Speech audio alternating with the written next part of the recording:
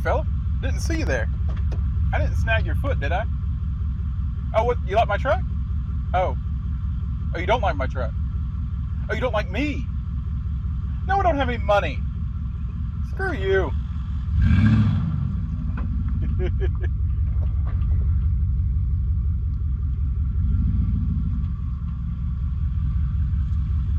Hey guys, welcome to Wild Hair Garage, formerly Daily Driven. And today, you're going to be joining me in taking a look at this very average truck in this very average place. But for a very good reason. Because you see, this is a 2002 Dodge Dakota. It has all the makings of a great truck. It has good power. It has big tires. Has a quad cab. And it has a spacious bed. But for whatever reason, these have no value. I hate to say it because I love this truck, but it's true. They have no value. This one I picked up for $1,200 in running condition. And I thought I was the outlier until I started looking more recently. And no, they're just cheap. So we're going to dive in today of why this truck is such a great option if you're poor.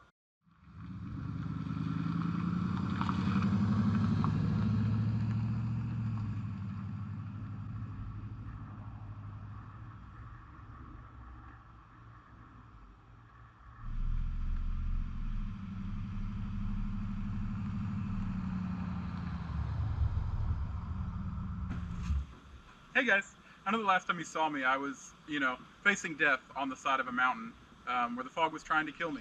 So this might be a little bit weird and off-putting, but don't worry, I lived, in case you didn't already know that. Well, I did. I'm alive and well. And today I'm going to kind of go back to my roots a little bit because I started this channel doing car reviews. I like doing motorcycle stuff too, but if you sub for the motorcycle stuff, there's definitely more of that coming. But I also want to, like I said, get back to my roots a little bit and show you what I've been up to car-wise. So yeah, let's check it out. Hey guys, like I said, this is my 2002 Dodge Dakota. It is the 4.7 V8. It is the automatic transmission. If you know anything about Dodge, you know both of those are not so well regarded. And I think that kind of attributes to this truck's value a little bit. But I will say, mine, knock on dead wood, has had no major mechanical issues as far as the engine and transmission is concerned, and it has done a whopping 281,000 miles. So if you know Dodges, you know that's a lot. So anyway guys, but this truck has just been amazing to me, and I wanted to kind of shed some light on where the truck market is and why this truck may be about to see its golden era, if that makes sense. Just because if you follow trucks at all, or you're looking to buy a truck, or you just bought a truck, you definitely know what I'm talking about. New trucks are outrageous. There is no other word for it. A new loaded up F-150 is $60,000, $70,000, $80,000. It's absolutely ridiculous. And then even on the used side, stuff like a Chevy Colorado, or GMC Canyon, like not even the new stuff, the old first-gen stuff with the 4-cylinder and the quad cab, those still go for $7-8 grand. It's ridiculous. And then I think the previous budget king was the Ford Ranger. But I will say, I think since everybody's kind of hyped it up, same with all the other trucks in the segment, it's kind of lost its secretness, if that makes sense. So now everybody knows if you want a truck because it's a meme, you get a Ford Ranger. If you want a truck because it's reliable, you get a Tacoma or a Tundra. Well, not the new ones, but the old ones. And if you want a truck that's tough as nails, you get a Nissan hardbody. If you want a truck, if you want to make it go fast, you get an S10. All these trucks have their place, if that makes sense. But this one, I don't think it's found its place yet. I think that it kind of just flies under the radar, and it's not that it's an uncommon truck. You see them all the time in all these different configurations. But for whatever reason, it just hasn't really caught on like the rest of them. And I do think there's some reason for that, but I also don't think that it's fully justified. Now, like I said, mine's done a 281,000 miles. I've had no issues with it. Towed things, hauled things, carried people, and it's been great. So I'm going to walk you through it, and then we're just going to go front to back and check out everything it's got to offer, and kind of give you my sentiments on where I think this truck is heading price-wise, and kind of where it's going to fall in, if that makes sense. But before that, I want to tell you about today's sponsor. It's me. Yeah, guys, so if you haven't figured it out yet, obviously I'm a smaller creator, and I do all these things on my own dime. Not complaining about it, but the best way you can show support for the channel is through liking and subscribing and commenting down below. It really does help out the channel, and it helps me out to do more stuff like this and buy camera equipment and batteries and all these cool things that I really like to mess around with, and you know, it gives me the ability to give content to you guys. So anyway, like I said, that's just my brief spotlight here. If you do like what I do, feel free to subscribe and like the video. It really, really does help out. Thank you, and back to the show. All right, guys, like I said, we're going to start out under the hood. Like I said, this truck is equipped with the 4.7 modular V8 and the automatic transmission. It is two-wheel drive, and these motors, like I said, they don't have a reputation for reliability. Quite the contrary. And as do these transmissions. They're not amazing. But I will say, I don't think that my truck is the outlier, if that makes sense. There are plenty of these that have over 220, 30, 40, 50,000 miles and are still chugging along just fine. And I think, as you'll see as we compare prices down the line, one of these major components could fail. Your engine could fail or your transmission could fail, and you'd still be better off than buying one of those trucks outright, if that makes sense. You could basically rebuild, you could buy this truck and rebuild it for what they're asking for some of these other models. So, and when these trucks are working, they're phenomenal. I think that it's a great power plant. If you know, as far as size to weight ratio, it's not that big of a truck. It kind of looks big until you see me standing beside it, and then it really isn't. But then you think about this 4.7 liters. The Expedition I had is 4.6 liters, and this is a much smaller vehicle. So if you think about it like that, this thing's pretty cool. So let me walk you through here, and we can take a look and see all the major components. You got your alternator right front and center. Love to see it. You got your, this is kind of weird. These don't really have a, what's the word I'm looking for? Like the radiator is up in the radiator support here. So this is actually where you fill your radiator coolant. So kind of odd, but I mean, that's pretty commonplace with Dodge. A lot of them do that. The Avenger I had also had that. There's your AC compressor. Of course, on this one, the AC is not working. Pretty par for the course, like I said, with these. They're not the most fundamentally reliable, but I think as we see the market changing, that'll become less and less of an issue, if that makes sense. So, anyway, you fill your oil here, which I thought was interesting. It is a plastic cap going down a plastic neck that is very difficult to get off. Kind of reminds me of a Ford. But yeah, kind of interesting. Just gotta make sure you tighten that up there. Transmission dipstick, oil dipstick. Nice to see both of those. ECU over here, and you can see some Dodge clips here where this wiring loom is holding on for its dear life. This one coil is different, and that's because this truck has been ran on a budget. I'm not lying when I say it's the best truck in the world for poor people, because myself, I run it like I have no money. So whenever a coil goes out, I don't replace all the coils, which is what you should do. Do as I say, not as I do. I just replaced the one. I'm back on the road. We're all good. All in all, though, pretty reasonably easy to service, you know, oil changes and whatnot. These have a big issue with the heads warping, but that really only is a problem if you overheat it. So as long as you never overheat it, or it never has been overheated, you should be all right. Now, if you test drive one of these, and then, you know, make sure you get on it, and I don't want to say beat on it because it's not your car, but definitely give it some revs, give it some load, and make sure you don't see that temperature creep up past halfway, because that could be an indication that it has been overheated in the past, and then they're just trying to sell you, you know, get out from underneath it kind of thing. But as long as the temperature is rock steady, these are actually pretty decent motors in my experience. This one's had no issues, and I knew the previous owner, and they used to drive it, you know, long distance for work, and it's been fine. Excuse the mess, because this truck has been used 110% as a truck. So Like here's a great example, and like I said, it's been run on a budget. That's why I think it's great for people who just don't have a lot of money to spend on a truck. For example, this piece died. A lot of this stuff is going to be just Dodge stuff. If you've owned a couple Dodges, you probably know this at this point. Electrics are not their strong suit. These switches died. There's nothing wrong with the windows, they work fine, but the switch actually stopped being operational, so you had to just sit there and just absolutely attack it every time you wanted the window to work. So I just went to a pull apart and pulled the whole panel, because mine already had a crack in it anyway, so I was like, I'm not going to switch to electronics.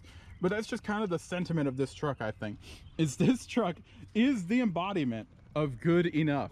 And I think that's why I love it. It's not the fastest, it's not the prettiest, it's not the most reliable, it's not the most economical, you know, fuel mileage wise, definitely the cheapest truck right now. But anyway, like I said, I adore it for that reason. It is such a riot just to have a truck that was cheap to run, cheap to buy, and it just gets the job done. Anyway, moving on. So like I said, you got your automatic windows over here. I think these could be had with manual windows, but only in certain trims. They also came with a 4-cylinder. I meant to say you could get one of these with a 4-cylinder in the early years. I believe it's the same one that was in the Jeep Wranglers. So if you're looking for one, obviously you can't get it with the extended cab or the quad cab, but if you want one like that, definitely look for it. So hopping on in here. So in front of us here, we got our battery indication, we got our coolant temperature, we got our oil pressure, we got our fuel gauge, and then we got our RPMs and our speed. I love it whenever they give fully featured dashes like this. It's brilliant. Nice looking steering wheel. We do have cruise on this one. If you look over here, we have our headlight switch, and then our interior light intensity. Over here, blinker stock, obviously, and then wipers, which I thought was interesting. Over here, it is a column shift. And then here's your key. That's what the key looks like. No fob with this one, but I do believe some of them came with a fob. I think this one may have, but not what we don't have anymore. So overdrive on off is right here. I did put an aftermarket radio in. It is single DIN, but some of these have dual DINs, so you know your mileage may vary there. Very simple AC and heater controls. More Dodge stuff here. Here you go. So here's a perfect example of what I mean by Dodge stuff. So if this is your fan speed, obviously. So this truck only has 0, off, and 3. So you basically just have off and on. This one doesn't work, this one doesn't work, this one does work, this one doesn't. But it's a lot of stuff like that that would annoy many people that have the ability and the money and the budget to buy a better truck. But for those of us who are just making it and just need a truck to haul some stuff from time to time, I don't care if I have 4 different levels of heat. I just want it to be on or off. If I'm cold, I'll turn it on. If I'm hot, I'll turn it off. That's really all you need. Everything else is just excess. But anyway, like I said, AC doesn't work in this, so nobody cares about that. It does have a cigarette lighter down here. Up here, like I said, lights out. It's a truck. That's what it's for. And then you got some visors, nothing crazy. Then you do have a passenger side airbag, fairly good sized glove compartment, and then there you go. There's the original color of the window switch there, so it did match the trim. Like I said, this does have cloth seats. I think the higher end models you could have with a leather, but this is not that. So anyway, fairly spacious and decent interior. I could definitely spread out in here, and I am 6'2", and it's great. I really enjoy it. So it is kind of packaged really nice. It's not that big on the outside, but it is big on the inside, and it makes you feel like you're driving a big truck. So like I said, guys, like I said, we'll take it for a ride in just a couple minutes, but I wanted to say that I think this truck's new place in the market is gonna be the cheap truck. It was kind of the Ranger's spot for such a long time, because like I said, if you want reliability, you're gonna get a Toyota, right? A Honda Ridgeline, that's for weirdos. The Nissan Hardbody, well, I mean, you can kind of, if you find one, you're pretty lucky, but you don't really see them too much anymore, unfortunately. I think everybody kind of abused them to oblivion. The Chevy S10 is if you want to go fast, throw a 350 in it just because it's so easy to. And like I said, the Ranger's now the new, or it was, I should say, the cheap truck. Now it's the meme truck. The Ranger is what every 16-year-old buys to go thrash around. And it's kind of unfortunate because I do love a Ranger, but I think this truck is going to kind of fill that void of what's the cheap truck, you know? What is the truck if I have no other options? If I have $2,500, that used to kind of give you a plethora. You could get an old, you know, Silverado or Sierra or an old F-150. Now you really can't get any of those. They're all out of this price range because you got people buying them up, especially the quad cabs. If you look for like a quad cab, you know, F-150, They're outrageous. They're insane. I remember used to could get them like a late 90s one for, I don't know, 2,500. Now they're 6,000. It's ridiculous. So I think this truck is going to come into its own very soon, and you're going to see it as the new cheap truck. So anyway, guys, that's kind of, I think this truck's place is, like I said, it's the epitome of good enough, but good enough is good enough for most people. So I think sooner rather than later, you're going to see this truck become not more desirable because there's so many, but I definitely think people are going to start considering it more because as these other options are getting taken away, well, I don't have $10,000 for a 20-year-old Tacoma. Okay, I guess you're not getting a Tacoma. I don't have $6,000 for a 90s Ranger. Okay, I guess you're not getting a Ranger. I do have $2,500 and I need a truck. Oh, look, here's a truck, right? So I think that kind of goes into the whole thing of the thinking with the engine is, yeah, these are not the most reliable things on the planet. Mine's been fine. You know, like I said, knock on wood, wherever the wood was that I threw down. But I think it's almost gotten to the point of insanity in this market that you can afford to buy one of these if it blows up, if the motor blows up. A new motor from LKQ with a warranty and everything would probably run you, you know, $1,800 plus another, say, $1,000 to put it in. Okay, so you're at $2,800, you paid $1,800 for the truck. Oh wow, you're just now getting to the bottom of Ranger territory, and you have a truck with an engine with a warranty. So if you think about it like that, it starts being a really, really interesting argument of saying, oh, well, we can afford to buy the less reliable thing because it's so much more depreciated than the more reliable alternatives. So when you think about it like that, oh, well, heck, you know, even if you were in this truck for $4,500, it would have a warranty, it would have a nice new motor that somebody just put in for you and all those things. So anyway, I digress. It's basically just me saying that don't be afraid to look at these kind of options because they're out there. And this truck, like I said, it's been great for me. It's been a perfect midsize. And I think this is the true midsize. I don't think the new Ranger and stuff, I think they're bigger than what they should be. But this is kind of the truck I always needed because I needed to tow more than my Ranger could tow. The bed, I wish it was a foot longer, but I can live with what I got. I've put bikes and stuff back here and they fit. Sometimes you do have to leave the tailgate down, though, I will say that. But anyway, this truck is kind of the perfect size for me, and I think it would be the perfect size for most people taking their stuff off to the dump or just needing to tow something, or, you know, like I said, as a daily driver that seats 6, but you also have a camper that you want to pull on the weekends, or you need to take trash off the dump, or whatever you got. These trucks are an amazing option for people in that situation. Whoa. Alrighty, guys, let's go. Like I said, it does sound pretty good.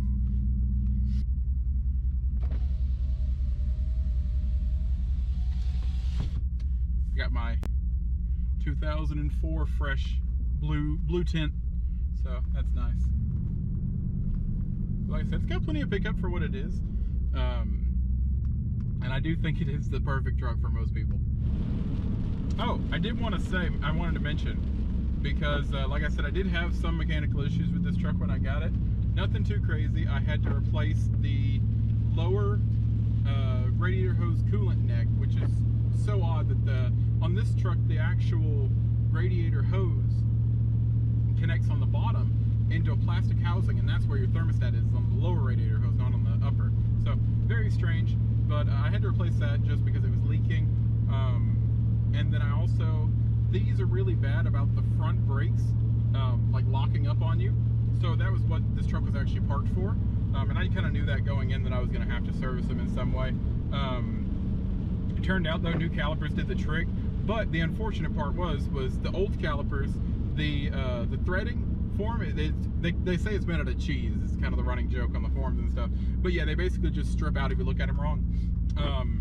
So I did have to battle that, but I ended up just helicoiling them, and they've had no issues since. And I've had the truck over, I guess, a year and a half at this point with no issues, and that's the same fix I did. And the calipers weren't expensive. I got them, I think they were $46 a piece, but they have a lifetime warranty at O'Reilly's. He said if there's any, he said as long as you ain't racing it, you can bring it back. So I was like, sounds good to me. So to know that basically I'll never have that problem again with this truck, or if I do, I can just go get me some brand new calipers for no money, is pretty neat. And then as far as engine choices, I think my #1 pick out of all of them is the 5.2 Magnum V8. Now that's only available in the 2001 and back. I believe. And you can fact check me on that. But that is the motor for me for this generation of truck. Just this truck in general, any Dakota. The 5.2 V8 is where it's at. It's an indestructible motor. It's a push rod motor. They're just amazing. Now, if you can't find one of those, like I couldn't, they're very, very rare for whatever reasons. Now, the next best option I would say is the 3.9 V6. That is the 5.2 with 2 of the cylinders lopped off. It's also a push rod engine. I mean, they're fairly well regarded as being reliable. I mean, you really can't kill them. They just don't make a lot of power. But in a truck like this, I don't really think it would be that bad. And I could see myself next time going for a 3.9, because that's the one that's most likely paired with a 5-speed. So I get a 3.9 5-speed and then just be done with it. But after that, I would say then you can start considering the 4.7 and the 4-cylinder, and then the 5.9. 5.9 is a great engine, don't get me wrong, but they only really come in the RTs, and then a couple off years of the quad cab like this one. But they're super rare, and you can't really find them too often. So anyway, like I said, that would kind of be the order: is 5.2, 3.9, 4.7, and then 5.9. And then I don't really know where the 4-cylinder stacks up in there. I feel like the truck would be fine with a 4-cylinder as long as you got the single cab short bed. But if you couldn't really tow anything for it, and they wouldn't really be beneficial to me, because that's what I got this truck for, not a Ranger, was because I like the little truck charm, but I need to be able to tow stuff. But hey, if you find one of those at a good enough deal, you can get one of them for $2,500, and you wanted a Ranger but you couldn't afford it. Well, there you go. There's your answer. Get your little 4-cylinder 5-speed Dakota. That's pretty much it for me, guys. I mean, like I said, this is a great option if you're looking for something like this. They're out there and they're very reasonably priced. I've thought about picking up another one. Like I said, in that 3.9 V6 in the manual, and the single cab, or at least the extended cab, not the quad cab, just to have around, because they're good trucks and they're cheap to insure. I think I pay for liability only on this one. I think I pay like $29 a month. That's heavily going to depend on you, but they're not outrageous to insure like some stuff out there. So all in all, though, I think it does great at what it's for, and I think they're very underrated, and people write them off. Oh, it's a Dodge, it's unreliable. When Dodge can actually make a rear-wheel drive car pretty decently. I mean, sometimes they do have their issues like the electronics or the brake calipers of cheese and all these things, but it's not as bad as what people make them out to be. And I think they can work out to be a really decent buy if you're willing to compromise and kind of get you a jack of all trades, as opposed to something that's super laser focused. And like I said, this is really just going to take the Ranger's spot, in my opinion, because the Ranger was the jack of all trades. You got the 4-liter you could tow with it, or if you just needed, something cheap to get around, you could have got the 4-cylinder 5-speed. But the thing is the Rangers are appreciating, and I think it's all the hype around them. I don't really think they're getting any better or any notable, they're not getting rarer or anything like that. It's just the people are hyping them up, so then kids are like, oh, I want a Ranger, and then there you go. Now you have people that are fighting over them. Where these, I really don't think they're in the spotlight, so people don't really think about them. When I think they're a really good truck. Like I said, they're probably not on the same reliability factor, but Ford with their 4-liters have some issues too, and so with their 3-liters. So you kind of have to take everything with a grain of salt and just pick out what you can find. But I definitely highly recommend my truck with my time with it.